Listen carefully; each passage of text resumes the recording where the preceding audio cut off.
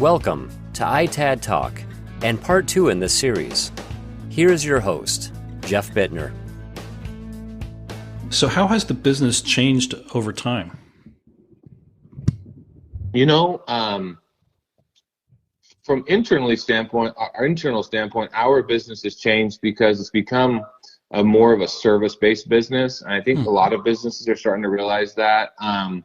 It was very heavy retail where, people would show up with your scale, drive across the scale, sell the material.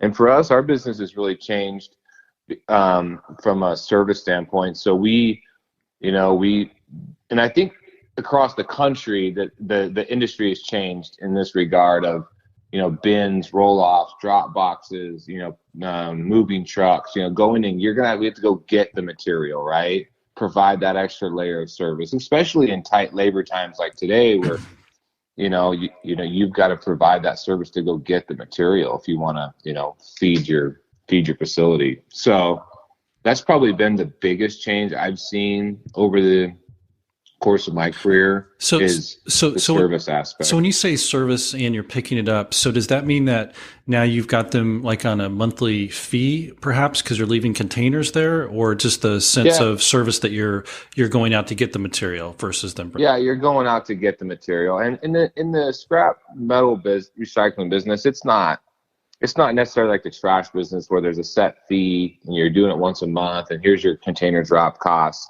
Those costs are figured in because you obviously have to buy the equipment, provide the truck and the driver, et cetera. So it's that is part of, when you look at what price you can pay for the material. But because it's still a commodities for-profit recycling industry, we're paying our customers for that material, right? It's not like your traditional trash or construction debris or whatever. That has some value once a heavy amount of processing has been put into it. The commodities that we're picking up, that we're delivering boxes and trailers for, still have enough value over and above the box and delivery drop fee that it's not necessarily on our per fee basis deal, right? Does that make sense? Yeah, it does. Okay. So along with that, can you tell us a little bit about the recycling operations, like what your core focus groups are? We are very base metals here in Idaho. We don't live near a port where you get a bunch of crazy alloys, say from marine. Like if you go towards the coastlines, whether it's to the Gulf Coast, the West Coast, the East Coast, you see a lot of different funky alloys. We don't really see that in our area. We're very, very heavy ag still. We do have a decent manufacturing base in Idaho, but we see a lot of, just copper, aluminum, brass, and steel, iron, ferrous material. So that's kind of our primary focus and our, what we see the most. I noticed, you guys are in the, electronics disposal recycling industry, correct? Yeah, we kind of focus on the data center market. Uh-huh. Okay. And so for us, when we have a few data centers over here in Idaho, not nearly what they have in other, states and other regions, but, we recently a customer called us and said they were doing a data center demolition project. So they came in, pulled the generators, the backup generators. Mm-hmm. They pulled the gear, the switch gear that was still have value that could go to another data center. And then basically they brought us in to peel all the old Cat 5, Cat 6, any of the MCM, the flooring, because this facility had those drop floors where they run everything underneath. The big cooling units to keep the servers cool. So that's more our wheelhouse. So that's kind of the field we play in is, which is a complementary to, say, individuals and companies like yourself that go after the actual components that can still be reused and repurposed. Right. So you mentioned in your bio that you work with friends that you've hired, and so I was wondering if you had any stories about that, or any of the relationships that you've kind of strengthened through working with your friends. I I went to school. I went to school in Oregon, and came home after I graduated. I was the first person in my family to ever go to college, ever step foot in one. Um, and when I say family, I mean cousins, aunts, uncles, right? And so it was a pretty big day. The day I graduated, I got my business admin degree, and my parents were there, and I remember asking my dad, hey, what day? And I graduated on a Saturday, and I said, hey, what day are you ready for me to come to work? And he said Monday would be fine. And I said, okay, I'll take it. I played college football, so I've been for the last 5 years, going to school and doing what I need to do. I figured it was my turn to go help them out. But throughout my process, I had became good friends with some guys, that I played sports with and whatnot, and I recruited my buddy now, who's the president of United Metals. Him and I played the same position in college, and I kind of recruited him over the years. And I said, hey, I want to get done here. And he was a business degree guy like I was. I said, hey, I've got a family business at home. I want to go back and run it. This is what we do. And I think he was intrigued at the time, but he ended up getting a girlfriend, and who later became his wife. And they moved back to Pocatello so she could finish her degree, and then to Washington because she was in the military. So he called me, and through him I had met some other guys, and one guy went to U of I, and that guy called me and said, hey, I'm in Seattle. I'm looking for a job. Are you guys hiring? I said, yeah. I knew him, and so I brought him in. And we all stayed friends over the years. And then my buddy that moved to Washington called me. His name's Tom. And Tom said, hey, I'm going to get divorced. Are you guys still hiring over there in Idaho? And I said, absolutely, man. So I said, get over here. So, because we had stayed really good friends, I brought him in. And then another guy that they went to high school with, him and I became friends. He's now our CFO. So it's really been just years of making those connections and us all being close friends and just kind of waiting for the right opportunity that made sense for everybody at the time. So that's kind of how a lot of those connections. So I say I get to work with my friends every day. Like, I'm not bullshitting anybody when I say that. Like, a lot of us are still good friends. We all have our lane. My one buddy is our CFO. Him and I sit next to each other every day. He keeps me on my toes, keeps me selling material versus trying to hoard everything. We're good cash flow wise. And then Nice. My buddy that I played college football with, he's the president of United Metals, so he handles basically everything from soup to nuts for that company, and then and handles all our insurance and whatnot. And then it's just been basically kind of a, hey, who do you know that is interested in working that's a good human, and we can teach them a good human, teach them the scrap business, right, or the pipe business, or we hired our one of our bankers who was just a really good guy to help to run our storage business that we're building. And I said, we're just looking for good people that we can be friends with outside of work. We enjoy their company because we're going to spend so much time together building this thing.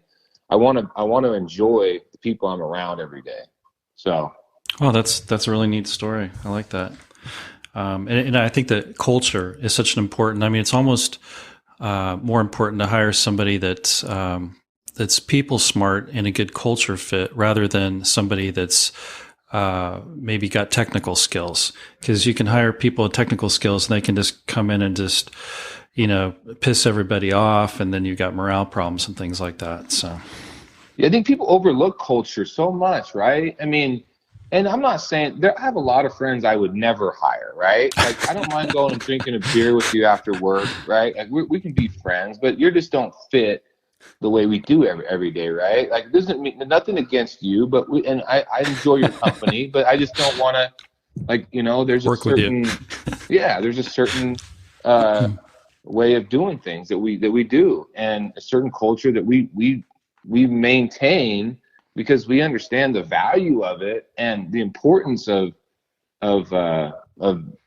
growing our business and with the right people. And so I think that it's an often overlooked. You're starting to hear people discuss it more because people are trying to figure out how to hire people. Like, what do we need to do to hire people? I'm like, well, you got to provide them an environment that they want to be in, and B, it's most people anymore are starting to realize that, I mean, as good as it is to make $1 zillion a year, I think people realize that money only takes you so far if you're absolutely miserable doing what you're doing and who you're doing it with or for. And, we don't take that lightly. That's an important point that you brought up. You were pretty outspoken about some of the challenges with wind energy and electric cars. And I just wondered if you had anything more to add to some of that as far as the logistics problems that go along with those industries. My biggest thing is, I'm in the recycling industry, right? I'm in, I feel like we benefit from these new technologies, from, the green awareness and the green that's coming, right? Green jobs, sustainability, and all those key words that are being thrown around. My thought process on it, though, is you have to crawl before you run. And I feel like right now we're getting ourselves caught in an energy crisis, because we're trying to stamp out, all these, green initiatives, and which with aggressive timelines and, tax incentives and stuff that just really, it sounds great, but it doesn't make sense on paper when you really start running the numbers. And I pay attention to a guy, his name's Matt Watson, and he's a smart guy, and he knows his PGM metals, but he also knows his rare earth metals, and in gold, silver, and what it's going to take to actually power and operate these solar, wind grid that's coming, that everybody wants to see, and I think you can want it to see it, and you can see potentially the effect it can have. But I feel like there's a lot of salesmanship. There's a lot of marketing that's going on behind the scenes, for what's really possible, what we're really capable of without spending $20 trillion. And that's all I'm vocal about. I mean, I'm positioning our companies to be able to be a part of it and participate in it. I just want to make sure that everybody's aware of what's all going on with it. And that's why I'm vocal about it, is just read through, take a look outside CNBC, or, do your own research, do the due diligence. And just like any topic out there, right? Like, don't believe the Facebook headline you read. Like, dig into something, try and prove the story wrong, or get both sides of whatever story it is. And I just want to make sure that even though I am in the industry and I am a part of it, there's more to the story, I think, than's being led on. And that's all I'm just advocating. It's just okay. Do the due diligence. Got it. So how did the COVID virus, affect your business? In some ways it positively affected us. It was pretty touch and go there for the first few months, because nobody really knew, what was going on. So it was, the commodities markets really got, they got crushed there for a couple months, March, April, it got really, really hammered. So, because obviously that's where we live, in the commodities industries. I mean, that we felt those effects. But then the bounce coming out of it was so strong that it was a matter of, trying to keep up, and, then trying to keep our workers and our guys and our staff just in a positive frame of mind that, we weren't shutting our business down. We're going to keep battling through it. We're financially in a good position to weather the storm, whatever the storm is. And, and I think that goes back to your culture and morale and people believing in you, that you're going to do the right thing and be able to keep them, safe and keep them working. So I think it actually in the long run benefited us so far, in the fact that, it maybe renewed the faith in our guys and gals that, we were going to be able to weather a storm like that. But then also, just the commodities prices have really rebounded, because of all the supply chain issues and, just the green and the sustainability march and that's going forward. So, I mean, it hasn't been the worst thing. I mean, and health wise, luckily we've, our crew and our team has weathered that storm as well, pretty well. So we're thankful on that front. Okay. And then I was going to ask you, what was the motivation behind you starting your podcast, A Scrap Life, and how has that experience been so far? I've really enjoyed my podcast. The motivation for me, so I bought a pipe company that was based out of Indiana a few years back, and I started a podcast called Reline Unknown. It was a pipe reline business, and okay. It was a kind of a bolt on to our existing pipe business, and I started the podcast just to create awareness around the reline industry, because it's kind of a it's not very well known, like what it actually does and what's going on. And plus I did it because I wanted to learn more about the reline industry. So I was able to get, super smart people that understood the reline process, that understood, what all goes into it and, the different techniques, and get them on a podcast, pick their brain, talk to them about their business themselves, what they knew about the reline industry, and then obviously put that out for other people to listen and enjoy as well. But really my passion has always been around scrap metal recycling. And so I'm like, someday, it was kind of like my warm up, my test run at my, Scrap Life podcast. So it enabled me, I was able to take that part, the Reline Unknown, and let a gal that we had hired at that time, Cassie Jordan, now take that over and run Reline Unknown. And then I could move on to A Scrap Life and then really dig into probably the industry I knew the most about. And so, the coolest thing for me is I get to talk to, people that, grew up in the industry or are part of the industry, and really just kind of talk about something we're all passionate about, and meet a ton of people from, all different walks of life and different geographic locations, and just talk about, their upbringing and, similar to the questions you're asking me today, like, how'd you get where you got, what prompted you, what pushed you to get here, and, and what, reflecting back on it, like, how's the journey been, and those conversations are always fun for me to have. Yeah, they definitely are. Is there anything you think I've missed or haven't asked you about, or that you might want to share? Not really. I mean, like I said, I just appreciate the opportunity. I enjoy sharing my story. I'm proud of, where my family came from, and, the good old school hard knocks, and just a bunch of, grinder, previous generations that, that hustled and had strong work ethic, and I got lucky enough for them to pass that on to me. And, so I'm pretty blessed on that front.